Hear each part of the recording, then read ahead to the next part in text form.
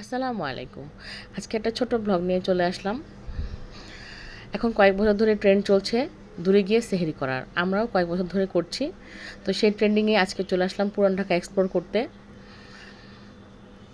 আর এখানকার ওয়েদারটা অনেক সুন্দর ছিল আজকে। প্রথমে আমরা জুস দিয়ে শুরু করব।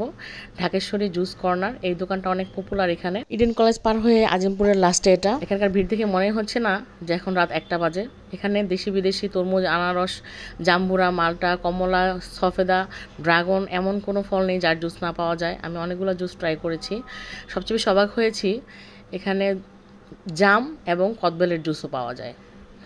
তো আমি নিয়ে এসেছি জাম এবং কদবেলের জুস, বাসায় গিয়ে ট্রাই করব। সবই খুব রিজনেবল প্রাইস, আমার দেখে খুব অবাক লেগেছে। এখন চলে যাচ্ছি প্রাণকেন্দ্র হাজির বিরিয়ানিতে। এখানকার ভিড় দেখে মনে হচ্ছে না যে এখানে এখন রাত 2:30 বাজে। আমাদের মতো সব পাগলেরই মেলা এখানে।